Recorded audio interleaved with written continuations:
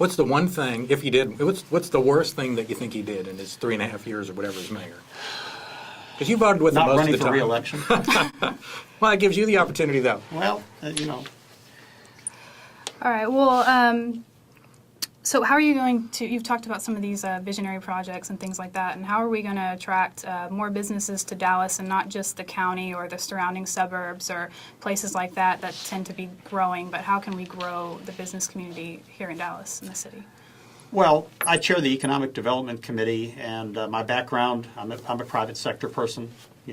6 years ago, I was out there like, the rest of the private sector. I spent an inordinate amount of time internationally. I've done business in Europe, Asia, South America, all over the world. One of the things that we've changed since I've been on the council is we've made an international reach. We're out there selling the city of Dallas, not only domestically to the other parts of the United States, but on an international basis, because that's where our competition is. We've had a huge influx of business, not only on a national basis, but international. We aggressively went out and moved AT&T here.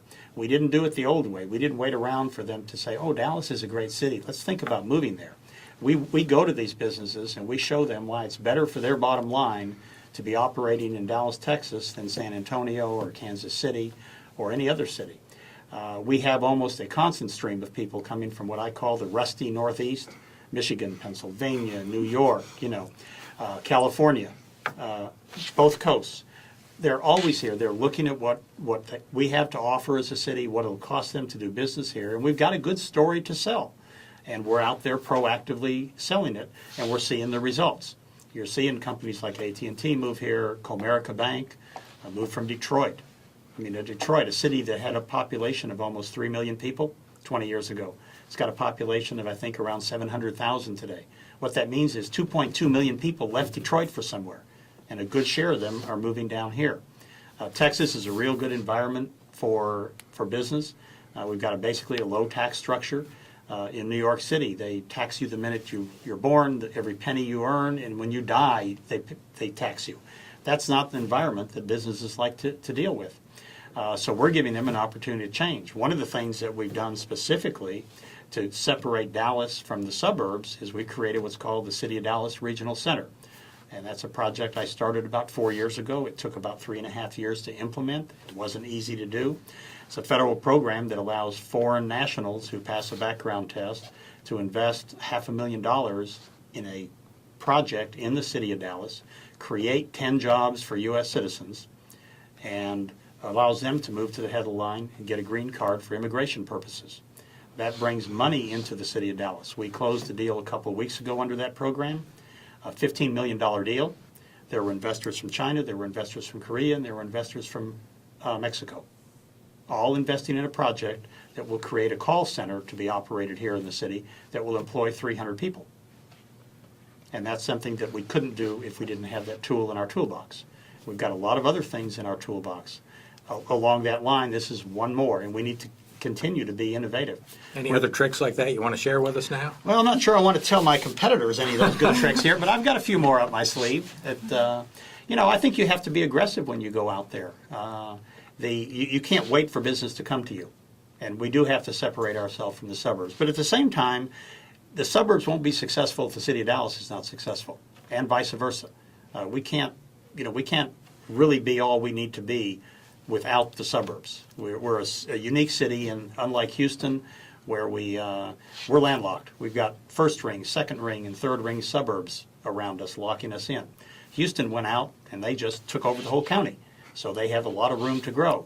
Interestingly, when you look at the economy of the city of Dallas, you've got the New York area, you've got LA, you've got Chicago, and you've got the Dallas metro area. We're the fourth largest economic area in the United States, and that says a lot for where we are, and we're continuing to grow. LA's not growing, Houston has fallen off the chart, New York is not growing that way. So what do you think the single biggest problem facing Dallas right now is? Well, I think we have to manage our future. I think you can't continue to grow in an unchecked manner where you're not paying attention to your police protection, your fire protection, your neighborhoods. I mean, obviously, if you have people moving in, you're seeing redevelopment, you have to be cognizant of the fact that we've got a lot of well-established residential neighborhoods, and we need to focus our growth and make sure it happens the right way. it's projected that we're going to gain about another 1 million people every 5 years in this area. They're going to go somewhere. You've got street issues, you've got air quality issues, a lot of things that go with it. So it's managing that vision and making sure that you do it in the right way. You talked earlier, if you don't mind, we'll jump back to some of the big projects. The American Airlines Center was a far more hotly contested issue than the Convention Center Hotel. It passed by 50 point something, 0.0000 whatever, barely passed. We went out and issued 30-year bonds for that. We're redeeming them later this year, 14 years early. So I would say that our financial projections that we made on that were very, very conservative, and were good for the city.